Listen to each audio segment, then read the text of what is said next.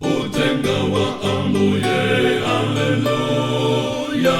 Utenga nipeleka kwainu, walembega mau wake, haleluya. Werendani mkareni moyo, yanganam bare wanga, yanganam kutiupulumoken. Walembega mau wake, haleluya.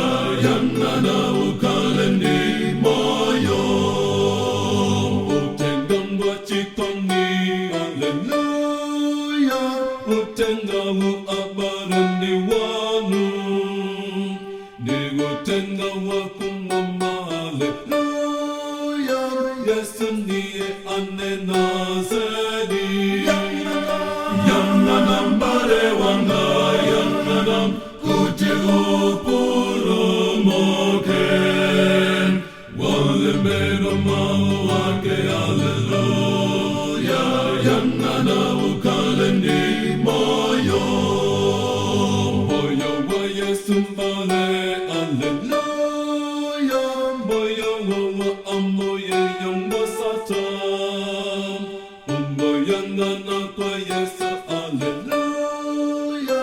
Yanana ukaleni moyo, yanana mbare wanga, yanana kutiupulumoken. Walembega mau wake, haleluya.